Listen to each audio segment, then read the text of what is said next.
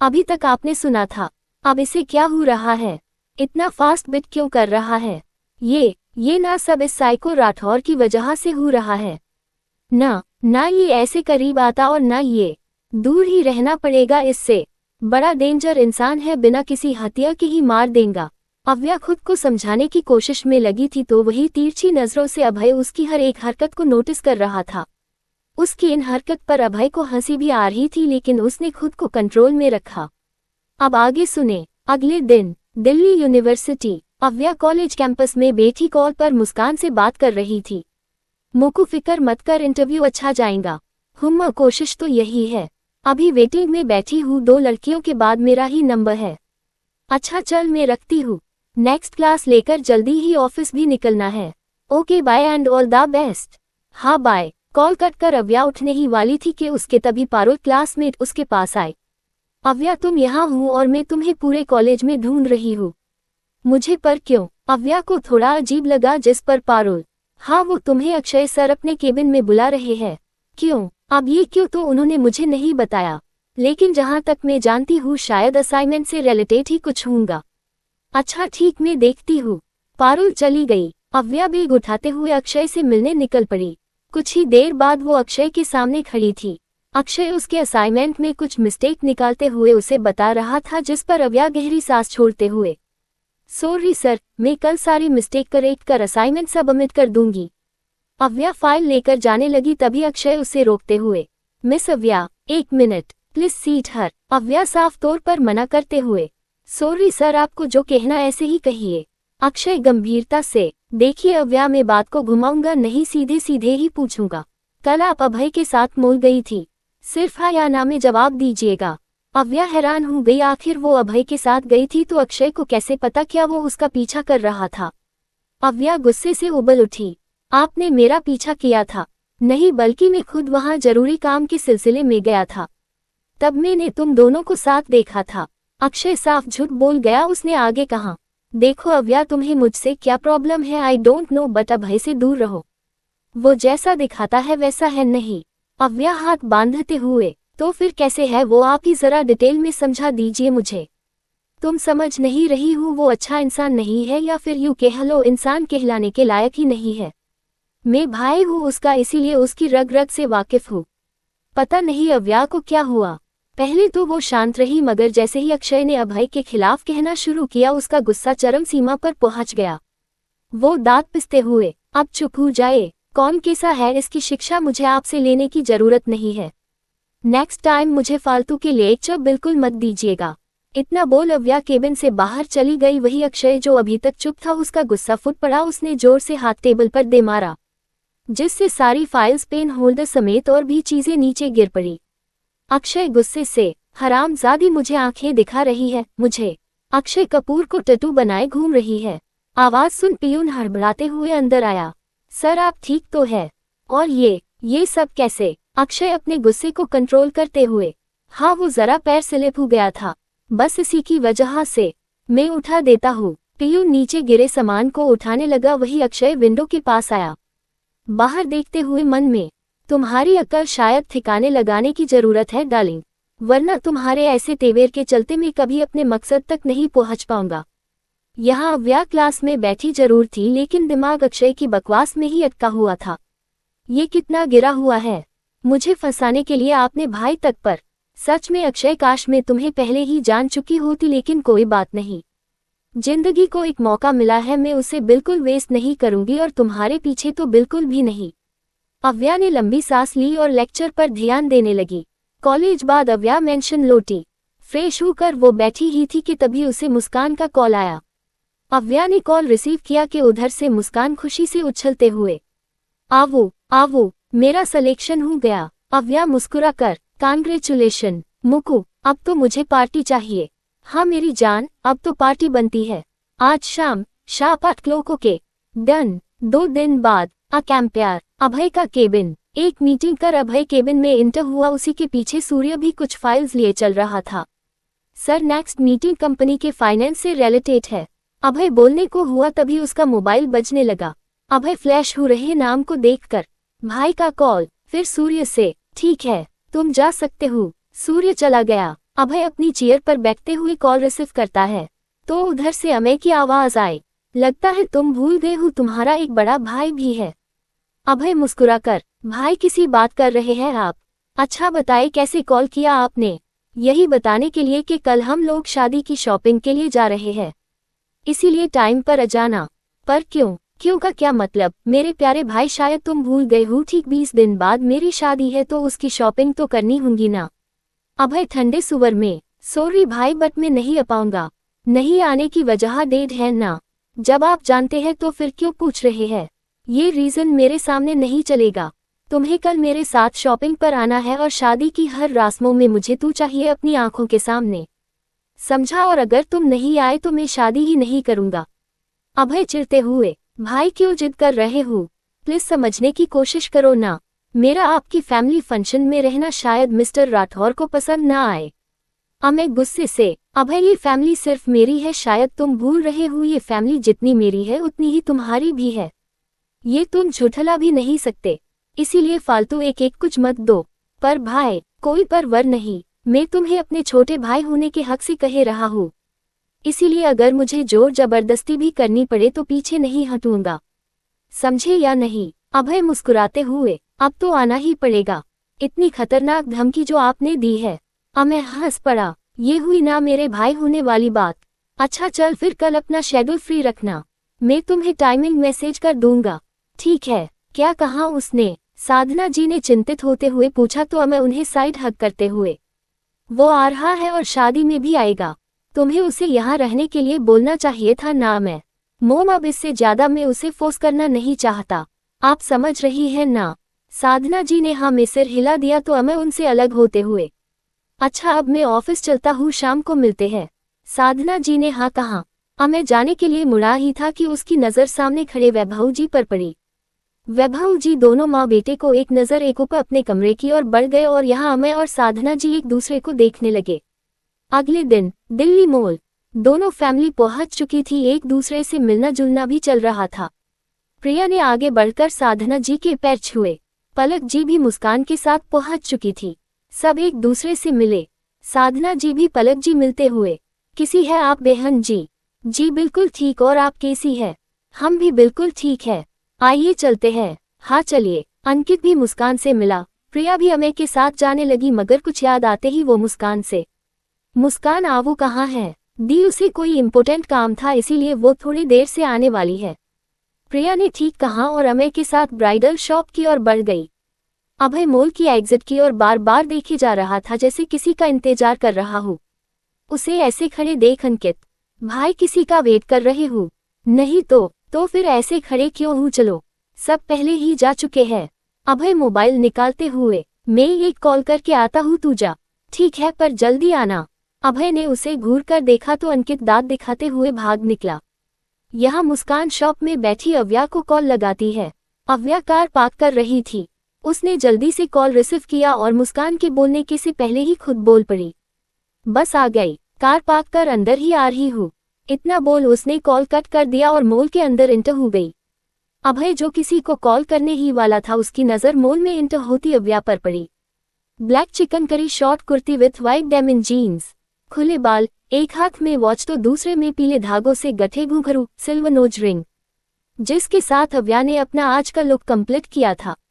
अव्या आज और दिन के मुकाबले बेहद ही अलग और हद से ज्यादा खूबसूरत लग रही थी। अभय तो बस उसे देखता का देखता ही रह गया। वही कोई और भी था जिसकी चील जैसी नजरें अव्या को घूरे जा रही थी। जो कोई और नहीं ऊपर वाले फ्लोर पर खड़ा अक्षय था। यहाँ अव्या चलते हुए मोबाइल यूज कर रही थी जिससे ध्यान भटका और अपने हो पैर में उलझ कर लखा गई, पर वक्त रहते खुद को संभाल भी लिया। लेकिन ये देख अभय की आंखें छोटी हो गौर और मुंह से बस इतना ही निकला, केयरलेस। अव्या की नजर भी अभय पर पड़ी जो उसे गुस्से से घूर रहा था। अव्या आगे आए बोलो को पीछे झटकते हुए, अब इसे क्या हुआ? ऐसे मुझे घूर क्यों रहा है? अव्या आगे बढ़ी तब तक अभय भी उसके पास आ गया। हर वक्त मोबाइल में घुसे रहना अच्छी बात नहीं होती है मिस दीवान। अव्या उसे घूरने लगी, अभय पॉकेट में हाथ डाले हुए, वैसे इतना भी क्या इम्पोर्टेंट काम कर रही थी आप? आपसे मतलब? अव्या मोबाइल फिर बज उठा, हाँ बस आ रही हूँ ना, अब बार बार कॉल्स कर परेशान मत कर। उधर से मुस्कान चिढ़ते हुए, मैं नहीं कर रही, पलक आंटी ही पूछे जा रही है उनकी साहबजादी कब आएगी कब आएंगी। हाँ आ गई हूँ, बस किस शॉप में तू ये बोल। रॉयल साड़ी कलेक्शन में। ओके। अव्या अभय को घूरती हुई जाने को हुई तभी उसका पैर स्लिप हो गया। गिरने को हुई तभी अभय ने उसे कमर से पकड़ लिया। डर से अव्या ने भी अभय की शर्ट पकड़ ली और उसका मोबाइल हवा में उछलते हुए सीधा अव्या की गोद में आ गिरा। अव्या एक तक अभय की उन काली आंखों में देखने लगी और कुछ यही हाल खुद अभय का भी था। पर तभी अंकित की आवाज दोनों के कानों में पड़ी। भाई आप अभी तक यही है। अंकित ने जैसे ही उन दोनों की पोजीशन देखी बाकी के बोल उसके गले में ही अटक गए। तो वही अभय ने हड़बड़ाते हुए अपना हाथ छोड़ दिया। अव्या को जैसे ही इस बात का अंदाजा हुआ उसकी आंखें बड़ी हो गई। उसने अपनी पकड़ अभय की शर्ट पर कस दी। अरे पागल वागल हो गए हैं आप, ऐसे ही छोड़ दिया, अगर मैं गिर जाती तो। अभय उसे सही से खड़ा कर अपने ही शर्ट को झाड़ने लगा। तो क्या हड्डी थोड़ी टूट जाती। अव्या आंखें छोटी कर उसे घूरने लगी। तब तक अंकित बोल उठा। अव्या तुम ठीक हो? हाँ ठीक हूँ, वरना किसी ने तो अच्छी तैयारी कर रखी थी मेरी हड्डियां तोड़ने की। अभय ने एक ऐब्रो उचका दी तो वही अव्या मुंह बनाकर चली गई। यहाँ अंकित कभी अभय को देखता तो कभी जाती हुई अव्या को। अभय अंकित को घूर कर अब खड़े खड़े किसका इंतजार कर रहा है, चल ना। हाँ, दोनों भी अव्या के पीछे चल दिए। दिल्ली मॉल। दोपहर का समय, लगभग सभी की शॉपिंग हो चुकी थी। बस ब्राइड का शादी वाला जोड़ा बाकी था, जिसे ब्राइडल शॉप के अंदर बैठे अमय और प्रिया पसंद कर रहे थे तो वही दूसरी और अव्या मुस्कान अपने लिए हिल्स देख रही थी। शॉपकीपर ने उन्हें कई हिल्स दिखाए मगर उन दोनों को कोई पसंद नहीं आई। अब तो शॉपकीपर भी थक चुका था। भैया आपके पास कोई नया कलेक्शन नहीं है क्या? मुस्कान के जवाब में शॉपकीपर, मैम ये मेरी शॉप का सबसे बेस्ट कलेक्शन है। अव्या हिल्स को देखते हुए, अच्छा भैया कुछ और भी होगा तो दिखा दीजिए। जी मैम। शॉपकीपर दूसरी हिल्स उन्हें दिखाने लगा। मुस्कान उठकर शेल्फ पर लगी सैंडल्स देखने लगी, शायद उसे कोई पसंद आ जाए। वही अव्या एक ऑफ वाइट हिल की और इशारा कर, वो वाली जरा दिखाए। शॉपकीपर ने उसे वो पकड़ा दिया। अव्या उसका स्ट्रेप लगाने की कोशिश कर रही थी मगर उसे नहीं लगा। अव्या कोशिश कर रही थी कि तभी किसी ने हाथ बढ़ाकर सैंडल के स्ट्रेप को लगा दिया।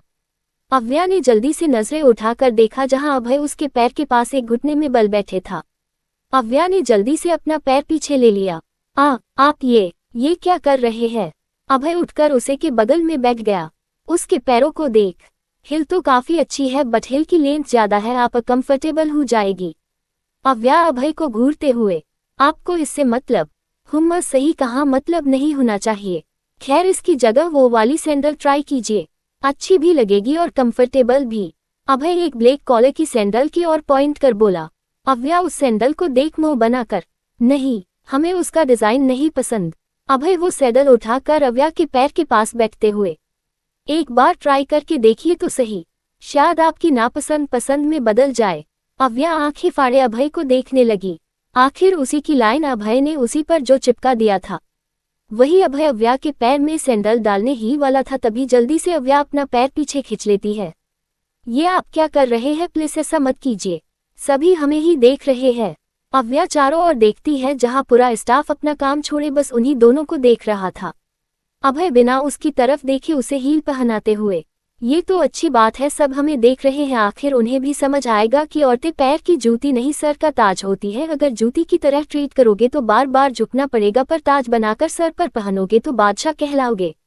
अभय ने ये बात इतनी जोर से कही थी कि आसपास मौजूद हर किसी ने उसकी बात सुनी। पास मौजूद एक कपल भी उनकी बात सुन रहा था। जहां उस शख्स का सिर नीचे हो गया वही उसकी वाइफ मायूसी से उसे देख रही थी, क्योंकि कुछ देर पहले उसका पति उसे बिल्कुल पैर की जूती की तरह ट्रीट कर रहा था, मानो वो उसकी बीवी ना होकर खरीदी हुई गुलाम हो। अव्या खुद हैरानी से अभय को देख रही थी, उसे खुद यकीन नहीं हो रहा था अभय राठौर जिसके आगे दुनिया झुकती है वो ऐसे उसके कदमों में बैठा इतनी बड़ी बात बोल रहा है। मगर जो भी उसकी बात अव्या के दिल में घर कर गई। अभय ने बोलते बोलते अव्या के पैरों में सैंडल पहना दिया, फिर उसे देखने को कहा। अव्या जब देखा तो दूसरा झटका लगा। ब्लैक सैंडल, जिसकी कुछ ज्यादा हिल तो नहीं थी मगर वो उसके गोरे पैरों बेहद ही खूबसूरत लग रही थी। अव्या 2-4 कदम चलकर टेस्ट करने लगी तो वही अभय अपनी जगह से उठकर, कैसी लगी? हुम्मा इतनी बुरी भी नहीं है। अभय आंखें छोटी करते हुए, तारीख सीधे तरीके से भी की जा सकती है। अव्या मुस्कुरा कर, किसने कहा मैं आपकी तारीफ कर रही हूँ? नॉर्मली कम्प्लीमेंट दिया है आपको। वैसे अगर तारीफ करवानी है तो आप सीधे सीधे बोल सकते हैं।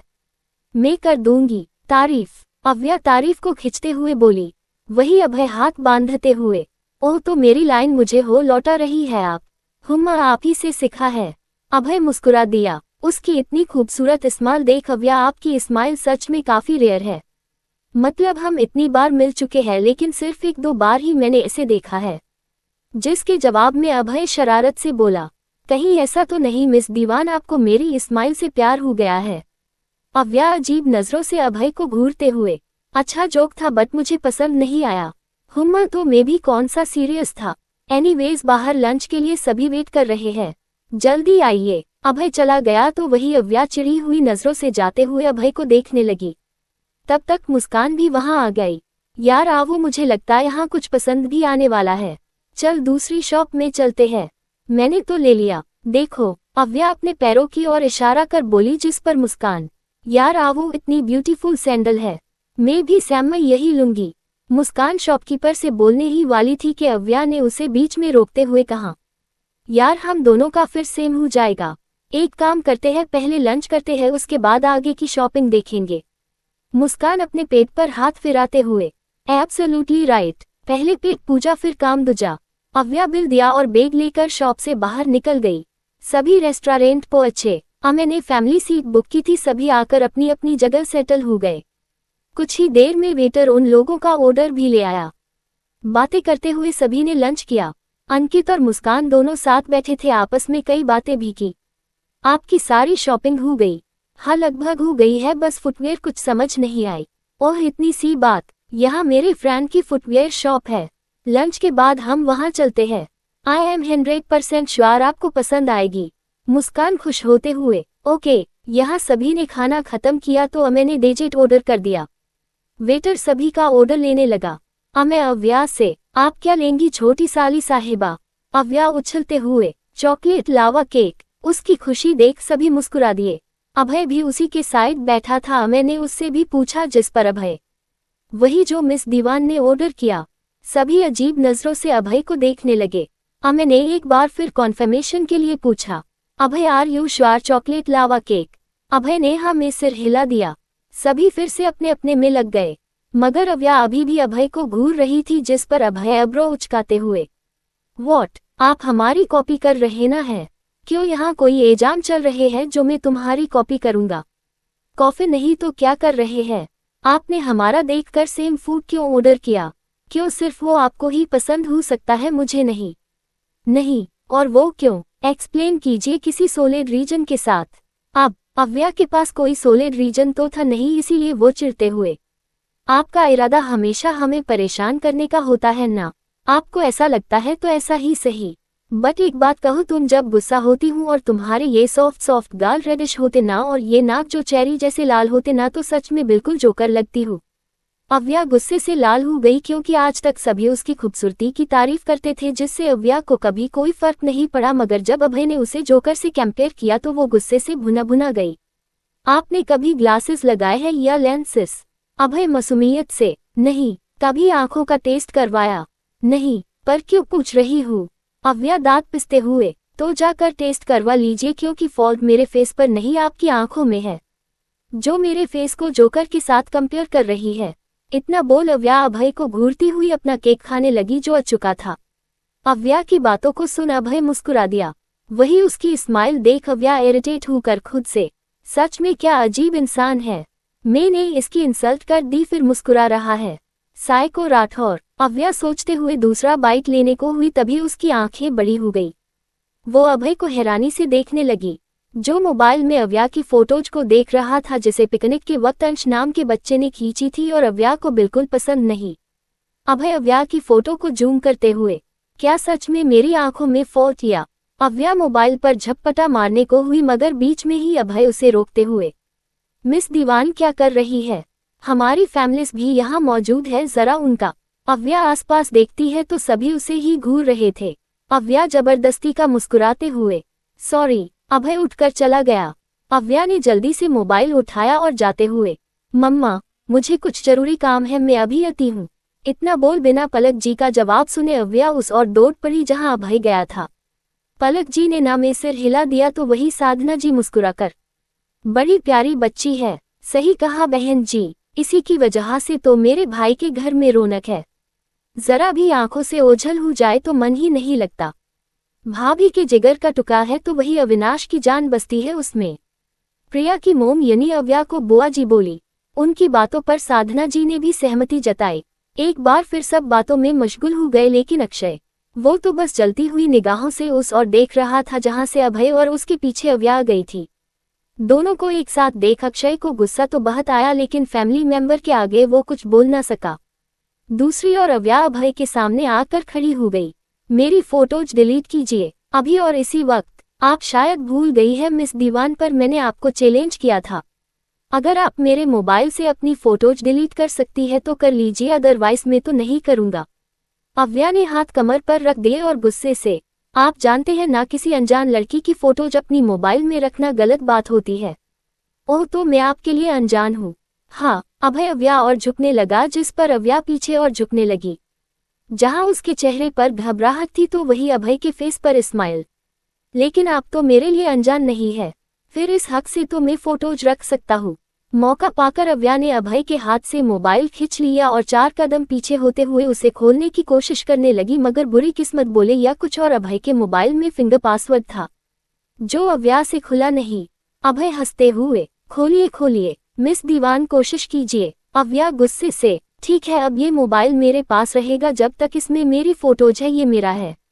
Oh really. अभय अव्या के पास आने लगा, जिस पर अव्या पीछे होने लगी, मगर तब तक अभय उसके करीब आ चुका था। अव्या मोबाइल को अभय से बचाने के लिए ऊपर की ओर उठा देती है। ले सकते हैं तो ले लीजिए। अभय टेढ़ा मुस्कुरा देता है। अव्या जब तक उसकी स्माइल का मतलब समझती तब तक अभय मोबाइल ले चुका था। अव्या हैरानी से कभी अपने हाथ को देखती तो कभी अभय को। वही अभय मोबाइल को पॉकेट के हवाले करते हुए, कभी कभी अंकल से नहीं, कॉमन सेंस का भी यूज कर लेना चाहिए। इतना बोल अभय इशारे से अपनी और अव्या की हाइट कंपेयर करने लगा। अब 6 फीट के इंसान के आगे 5 फुट वाला इंसान छोटा तो लगेगा ही। अव्या अपनी बेवकूफ़ी पर शर्मिंदा होने लगी, वही अभय उसके साइड से जाते हुए, कोशिश अच्छी थी, जारी रखिए। अभय चला गया और अव्या गुस्से से पैर पटकती रह गई। खैर, शॉपिंग करते हुए सभी को शाम हो गई। सभी अपने अपने घर के लिए रवाना हो गए। बाय। मिलते हैं फिर नेक्स्ट चैप्टर में।